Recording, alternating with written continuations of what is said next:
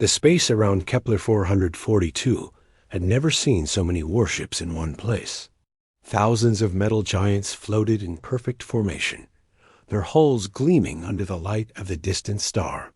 The Zephyrian armada stretched for hundreds of miles in every direction, a sight that would make any enemy flee in terror.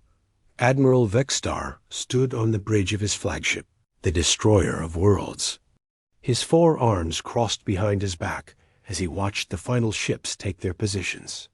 The admiral's blue skin showed the ritual scars of 100 battles, and his yellow eyes burned with the fire of conquest.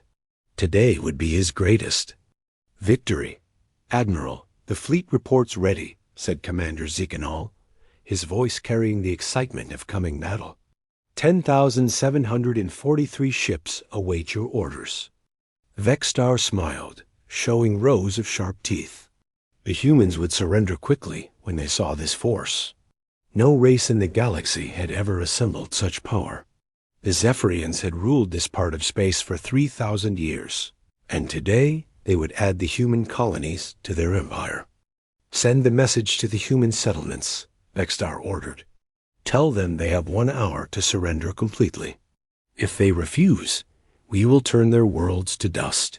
Far below the massive fleet, on the planet New Gallus, people ran through the streets in panic. The colony had only 50,000 humans, mostly farmers and miners, who had come here to build new lives.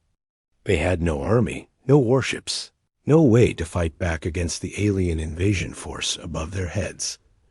Captain Jake Morrison stood in the command center of the colony, staring at the communication screen. The alien message played over and over, each word like a hammer blow to his heart. Surrender or die. Those were the only choices the Zephyrians offered. "Sir, what do we do?" asked Lieutenant Betty Clark, her voice shaking with fear. She was only 23 years old, fresh from Earth's colonial training program. Nothing had prepared her for this. Morrison looked around the room at his small staff. They were good people, brave people, but they were not soldiers. They had signed up to help build a new world, not to fight an impossible war. "Send a message to all the colonies," Morrison said quietly. "Tell them to prepare for evacuation. We'll try to get as many people off-world as possible." On the neighboring planet New Phoenix, similar scenes played out. Governor Paul Adams watched the Zephyrian fleet through his office window, knowing that his people faced the same terrible choice. The colonies had been independent for only 10 years, barely long enough to build proper cities, let alone military forces. The human settlements had tried to contact Earth for help, but their home world was more than 100 light years away. Even if Earth sent ships immediately, they would arrive too late. The colonies were on their own, facing an enemy that could destroy entire worlds. Dr. Helen Barnes worked alone in her deep space monitoring station, orbiting the outer edge of the Kepler 442 system. For 20 years, she had watched the stars and recorded everything that happened in this part of space. Her job was to track asteroid movements and monitor solar radiation. But today she saw something different. 3 ships had just appeared at the very edge of her sensor range. They were small compared to the Zephyrian fleet, but their design was unlike anything in her computer files. The ships moved with purpose, heading directly toward the center of the system, where the alien armada waited. Helen checked her instruments. Twice, then 3 times. The readings made no sense. These ships generated almost no heat signature, barely any electromagnetic radiation. If not for their gravitational effects, she might have missed them completely. "Computer, identify the unknown." "Vessels," she said to her station's artificial intelligence. "Unable to identify. Ship design not found in any known database. Estimated length, 800 meters each. Composition, unknown alloy. Energy output, minimal but consistent." Helen frowned and adjusted her sensors for a closer look. The 3 ships moved in perfect formation, maintaining exact distances from each other. Their hulls were smooth and dark, absorbing light rather than reflecting it. They looked nothing like the bright, angular ships that most spacefaring races preferred. Back on the Zephyrian flagship, Commander Zekanol reported the sensor readings to Admiral Vexstar. 3 small ships approaching from the outer system. Admiral, they appear to be of unknown origin. Vexstar barely glanced at the tactical display. Probably scavengers hoping to pick through the wreckage after we finish with the humans. Send a squadron of destroyers to eliminate them. We cannot have witnesses to our victory spreading stories across the galaxy. The Admiral's attention returned to the human colonies below. In 30 minutes, their surrender deadline would expire. The humans had sent no response, which meant they chose death over submission. Very well. The Zephyrians would give them what they wanted. 20 destroyers broke away from the main fleet, their weapons charging as they moved toward the unknown ships. Each Zephyrian destroyer carried enough firepower to level a city, and their quantum shields could deflect any known weapon. 20 ships against 3 small unknowns seemed like unnecessary force, but Vexstar believed in total superiority. The 3 mysterious ships continued their approach, showing no sign of alarm at the destroyers heading toward them. They made no attempt to flee, issued no communications, and showed no weapons signatures. They simply moved forward at steady speed, as if the massive alien fleet posed no threat at all. Dr. Barnes watched the approaching confrontation with growing excitement and fear. In all her years of monitoring space, she had never seen anything like this. The unknown ships seemed impossibly calm, almost arrogant in their disregard for the Zephyrian force. Either their crews were insane, or they knew something that nobody else in the galaxy understood. The fate of 2 human colonies hung in the balance, and 3 small ships were humanity's only hope. The 3 unknown ships moved closer to the Zephyrian fleet, and finally their communications came alive. A clear human voice spoke across all radio frequencies, calm and professional, despite facing impossible odds. This is Captain Lisa Chun of the United Earth Space Navy ship UES Thunderbolt. We are responding to distress signals from human colonies in this system. Please identify yourselves and state your intentions. Admiral Vexstar laughed loudly on his bridge, the sound echoing through the command center. Earthships. The home world had finally sent help, but only 3 small vessels against his mighty armada. The humans were even more foolish than he had believed. Commander, open a channel to these Earthships, Vexstar ordered. Let me speak to their captain personally. The communication screen flickered to life, showing a human woman in a dark blue uniform. Captain Chun appeared to be in her 40s, with short black hair and steady brown eyes. She showed no fear as she looked at the Zephyrian admiral, even though his fleet could destroy her ships in seconds. Human captain, Vexstar began, his voice full of mockery. You have entered Zephyrian space during a military operation. Your colonies have refused to surrender to the rightful rulers of this sector. I give you one chance to withdraw your pathetic ships before I destroy them along with your settlements. Captain Chun listened without changing expression. Behind her, the bridge of her ship looked strangely empty, with only a few crew members visible at their stations. The human technology appeared simple and outdated compared to Zephyrian equipment. Admiral, I request a temporary ceasefire to evacuate civilian populations from the colonies, Chun replied calmly. These people pose no threat to your empire. Surely your honor would allow innocent families to leave safely.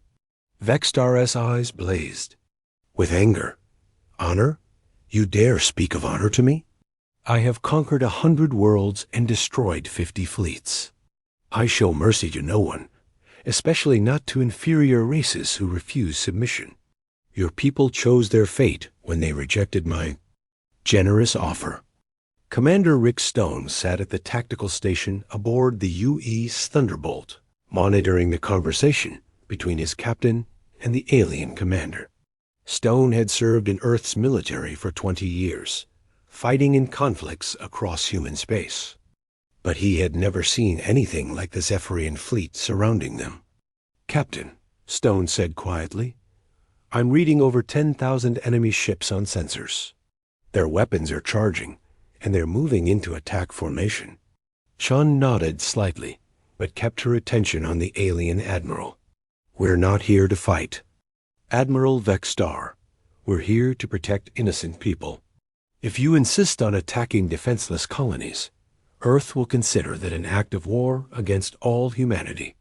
The Zephyrian admiral roared with laughter again. "War?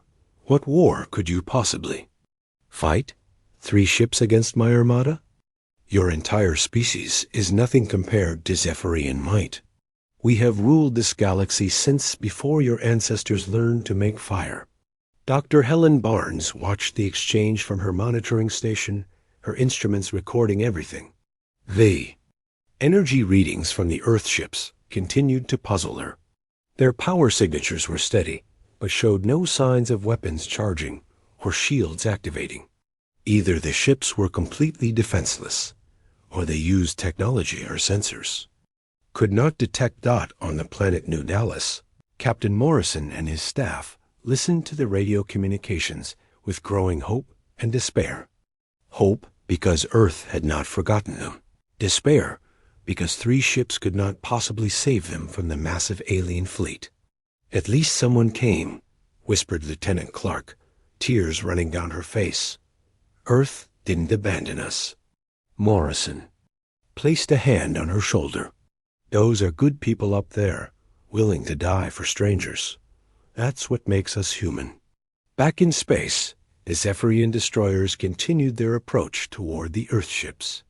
Captain Chun could see them on her tactical display, 20 heavily armed vessels moving to attack her small force. Each destroyer was twice the size of her ship and carried weapons that could crack moons. "Admiral, your ships are taking aggressive action against vessels under diplomatic protection," Chun said, her voice still calm. "I warn you that any attack on Earth ships will have serious consequences."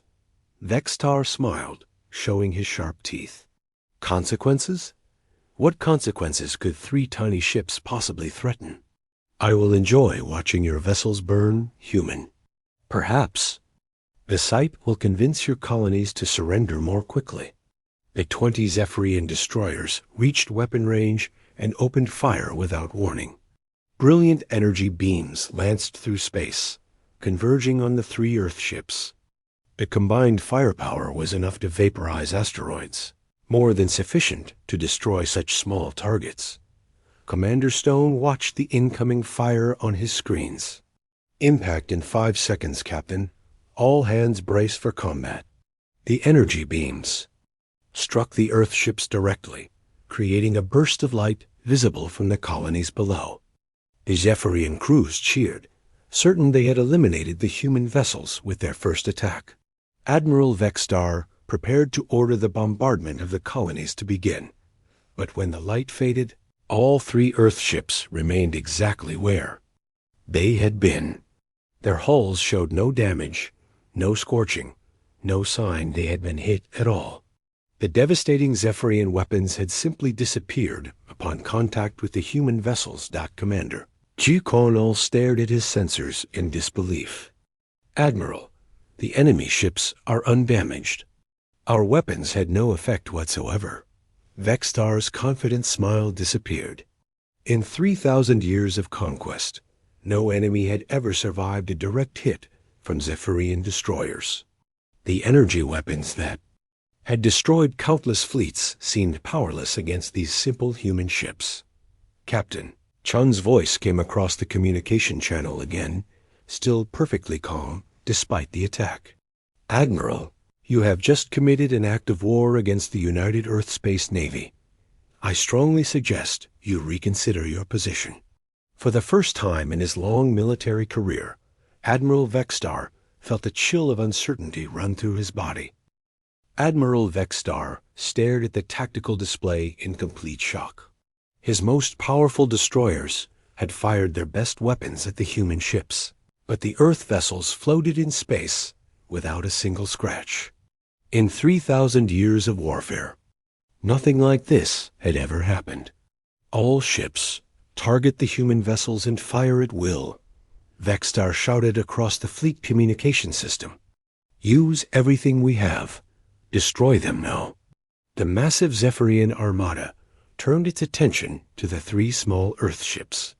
Over 3,000 warships opened fire at once, their energy weapons creating a light show that could be seen from the human colonies below. The combined firepower was enough to destroy an entire moon. All focused on 3 targets, no bigger than city blocks. Captain Chun stood calmly on the bridge of the UES Thunderbolt as thousands of energy beams struck her ship. The hull absorbed every blast without showing any damage. Her crew worked at their stations as if nothing unusual was happening, completely unworried by the massive attack. "Rick, check the ship time," Chun said to Commander Stone. Stone looked at his console. 14:32 exactly, Captain. "Perfect timing," Chun replied with a small smile. "Signal the lightning and storm. Tell them it's time to show our friends what Earth builds." The UE's Thunderbolt suddenly released a small metallic sphere from its hull. The sphere was no bigger than a basketball, looking harmless compared to the giant weapons firing at the human ships. But as soon as it appeared, the sphere began to pulse with a strange blue light. Lieutenant Commander Amy Davis sat at the weapons control station aboard the UE's Lightning. She had been waiting for this moment since the fleet left Earth orbit 6 months ago. Her fingers moved across the control panel, activating systems that existed nowhere else in the galaxy. "Gravitational field generator online," Davis reported. "All ships ready for primary weapon deployment."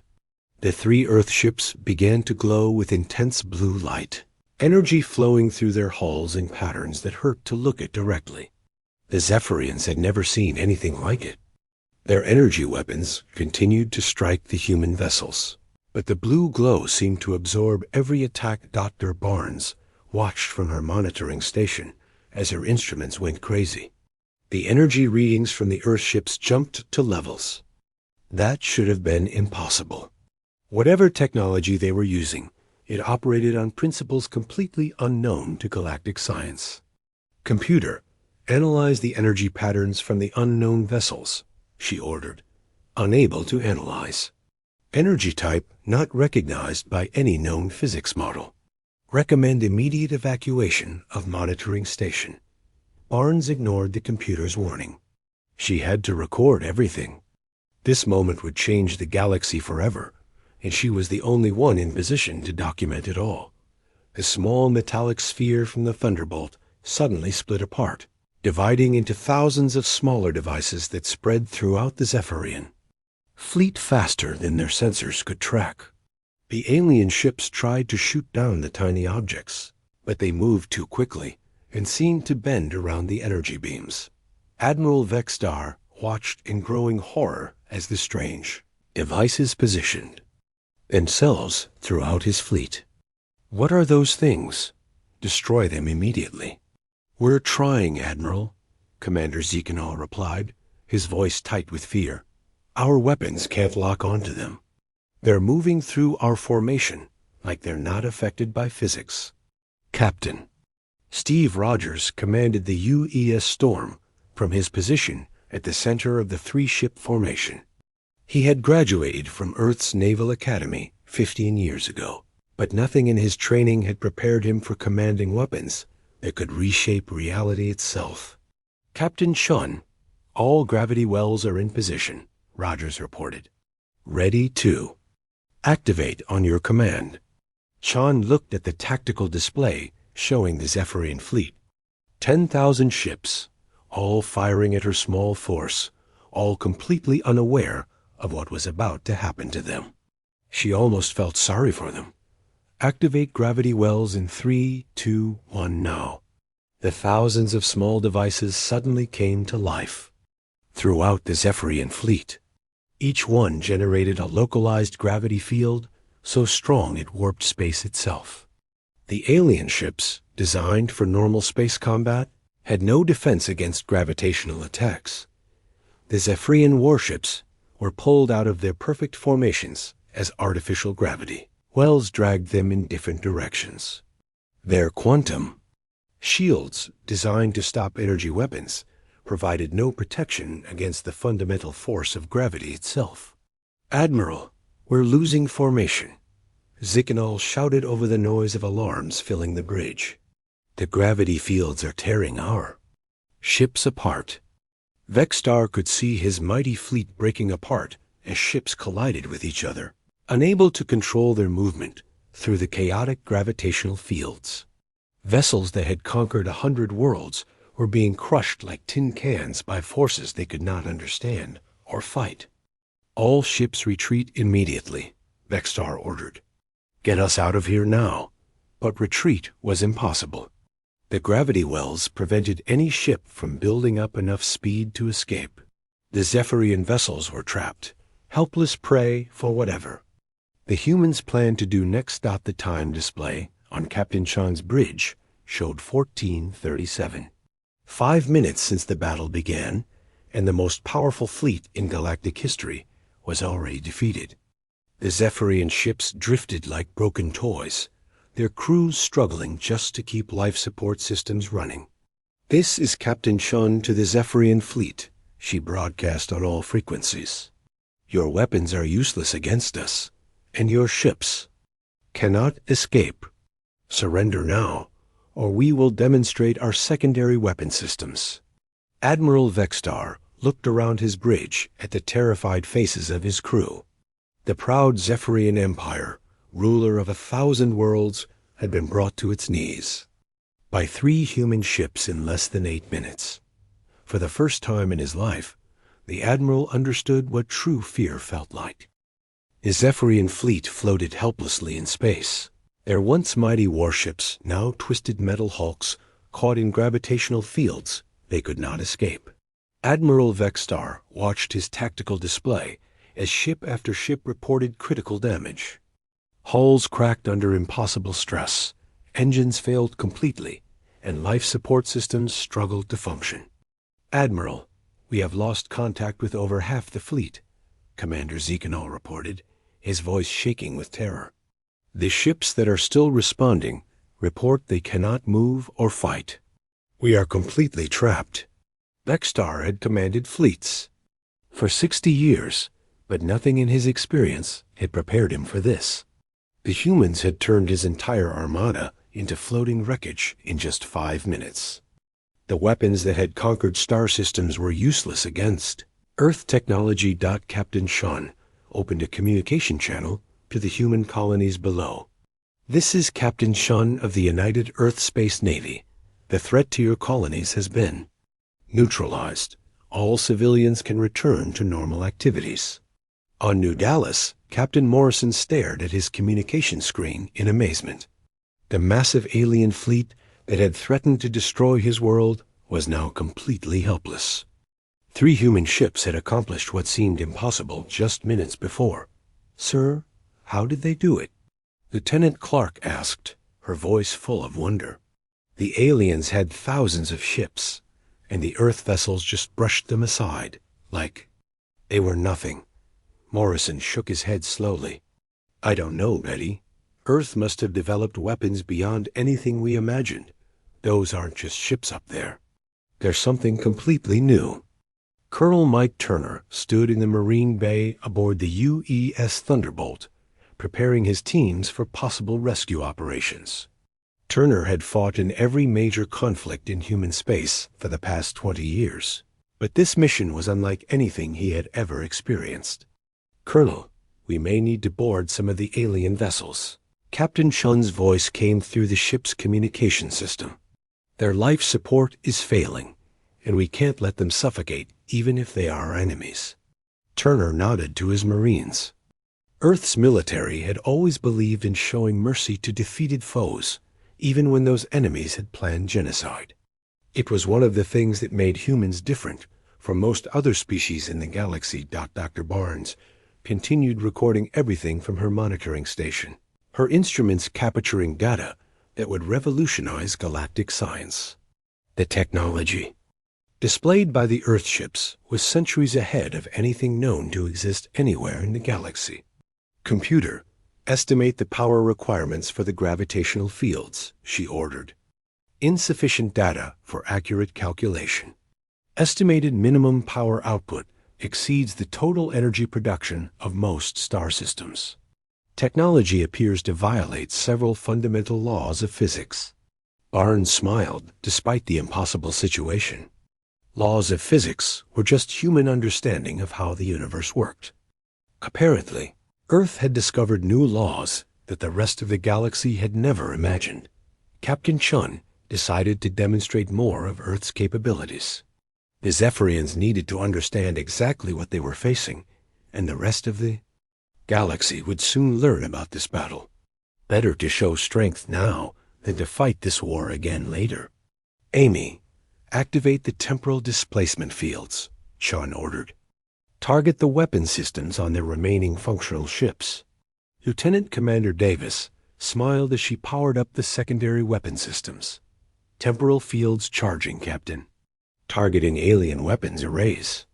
The 3 Earthships projected invisible beams toward the Zephyrian vessels. Where the beams touched the alien weapons, metal began to age rapidly. Gun barrels that had been forged centuries ago suddenly experienced thousands of years of time in just seconds. Advanced energy cannons crumbled into rust and dust as time itself became a weapon. Admiral Vextar watched in horror as his ship's main weapons simply fell apart, aging into nothing in moments. "What kind of devils are these humans?" he whispered to himself. "They control gravity and time itself." The demonstration continued as Captain Steve Rogers activated the matter conversion systems aboard the used Storm. The remaining functional Zephyrian missiles and energy torpedoes began to transform into harmless gas, their deadly explosives becoming nothing more than colorful clouds drifting through space. "This is impossible," Jiganal said, staring at his sensors. "They're changing the basic structure of matter. No technology in the galaxy can do this." Dr. Barnes recorded every moment, realizing she was witnessing the emergence of Earth as the dominant power in the galaxy. The human colonies had been saved, but more importantly, humanity had announced its presence to every civilization within 1,000 light years. The Earthships had not just won a battle.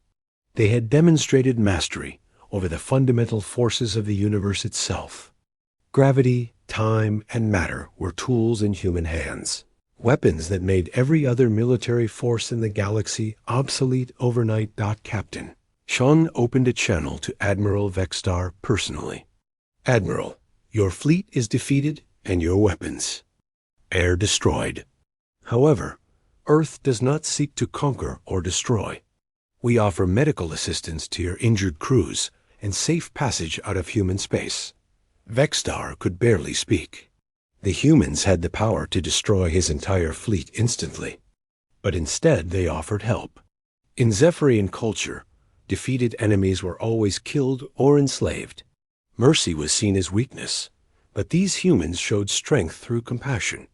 "Why?" Vextar asked quietly. "Why do you offer help to those who would have destroyed your people?" Chun's voice was calm and patient. "Because that's what makes us human, Admiral. We fight when we must, but we don't kill when we don't have to. Your people chose this battle, but they don't have to die for it." The communication channels across the galaxy began buzzing with reports of the battle. Within hours, every major civilization would know that humanity had returned to the stars with technology that made them the most powerful force in known space. The age of human expansion was about to begin, and the galaxy would never be the same again. Admiral Vextar sat in his command chair, surrounded by broken equipment and the smell of burning circuits. His flagship's life support system was failing, and he could feel the air growing thin. Around him, his crew worked desperately to keep their ship from becoming a tomb in space. "Admiral, hull breach on deck 7, reported one of his officers. "We are losing atmosphere fast." Vextar closed his eyes, accepting his fate. He had led his people into this disaster, and now they would all pay the price. The proud Zephyrian Empire would die here, destroyed by 3 human ships that seemed to control the very laws of nature. "Captain," Chun's voice came through the damaged communication system. "Admiral Vextar, this is Captain Chun. We are detecting life support failures throughout your fleet. Do you require emergency assistance?" The Admiral opened his eyes in surprise. Even now, facing certain death, the humans offered help to their enemies. It made no sense to his warrior mind, but he was too proud to refuse aid that his people desperately needed. We accept your assistance," Vextar said quietly, the words bitter in his mouth. Lieutenant Sarah Johnson led the rescue. Teams from all 3 Earthships. Johnson had trained as both a combat medic and a space engineer, skills that were desperately needed now. Her teams moved quickly between the damaged Zephyrian vessels, carrying advanced medical equipment and emergency supplies. Team 3, focus. On the ships with children aboard, Johnson ordered through her communication device. Team 6, get emergency power to their medical bays. These people are dying, and we're not going to let that happen. The Zephyrian crew members watched in amazement as human rescue workers risked their lives to save alien enemies. The medical technology the humans brought was far beyond anything the Zephyrians had ever seen. Injuries that would have meant certain death were healed in minutes. Dr. Barnes continued monitoring everything from her station. But now she was tracking rescue operations instead of weapons fire. Her instruments showed the Earthships deploying small medical craft that moved between the alien vessels like angels of mercy. "Computer, record personal log," Barnes said. "Today I witnessed the birth of a new galactic order. Humanity has proven itself not just technologically superior, but morally superior as well. They could have destroyed their enemies completely, but chose compassion instead." On New Dallas, Captain Morrison addressed the colonists who had gathered in the main square. Thousands of people looked up at the night sky where the battle had taken place just hours before. "Today, Earth reminded us that we are never alone," Morrison said, his voice carrying across the crowd. "No matter how far we travel or how long we're separated, we remain one human family. Our brothers and sisters from Earth risked everything to protect us." Lieutenant Clark stood beside Morrison, tears of joy running down her face. "Sir, do you think they'll stay to protect us?"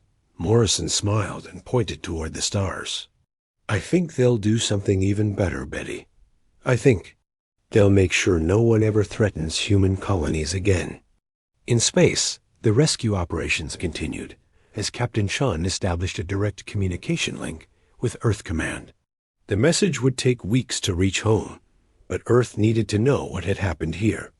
"Earth Command, this is Captain Chun reporting successful defense of Kepler 442 colonies. Zephyrian fleet of 10,000 ships neutralized with minimal casualties. Recommend immediate deployment of diplomatic corps to handle political aftermath. Humanity's secret is out, and the galaxy will never be the same." Admiral Vextar was transferred to the medical bay aboard the UES Thunderbolt after his flagships. Life support completely failed. As he recovered from oxygen deprivation, he found himself in a clean, bright room filled with technology he couldn't understand. Colonel Turner visited the Admiral personally, bringing food and water from Earth's supplies. "How are you feeling, Admiral? Why do you help me?" Vextar asked, confusion clear in his yellow eyes. "I came here to destroy your people. In Zephyrian culture, defeated enemies are killed or enslaved. That is the way of war." Turner sat down. Beside the alien's bed, his expression serious but kind. Maybe that's why you lost, Admiral. Humans fight hardest when we're protecting something we love. We don't fight for conquest or glory. We fight for each other, for our families, for our future. The news of the 8-minute battle spread across the galaxy faster than light speed. Carried by quantum communication networks, it connected every major civilization. The Zephyrian Empire, considered invincible for 3,000 years, had been defeated by 3 human ships. Other galactic powers called emergency sessions of their ruling councils. The Andromedan Republic, the Sirius Federation, and the Centauri Alliance all scrambled to understand what this meant for the balance of power in their region of space. Captain Sean received word that diplomatic ships from a dozen different species were already heading toward human space. Everyone wanted to negotiate with the new galactic superpower, to understand Earth's intentions and capabilities. "Rick, signal the colonies," Sean ordered Commander Stone. "Tell them that Earth is sending a full diplomatic mission and a permanent defense fleet. The age of human isolation is over." Dr. Barnes compiled her final report as she watched the 3 Earth ships take up permanent positions around the human colonies. Her data would be studied by scientists across the galaxy, but she knew the real story was simpler than any technical analysis. Humanity had announced its return to the galactic stage, not with threats or demands, but with a demonstration of overwhelming power followed by unexpected mercy. The combination of advanced technology and moral strength would reshape every relationship in known space. As the Zephyrian survivors were transferred to hospital ships, heading back to their home territory, Admiral Vextar sent one final message to Captain Shun. "Human Captain, you have taught me something today. True strength comes not from the power to destroy, but from the wisdom to show mercy. The Zephyrian Empire will remember this lesson." The 3 Earth ships remained on patrol as the human colonies celebrated their salvation. Above their heads, new stars seemed to shine brighter, promising a future where humanity would never again stand alone against the darkness of space. The galaxy had a new protector, and its name was Earth.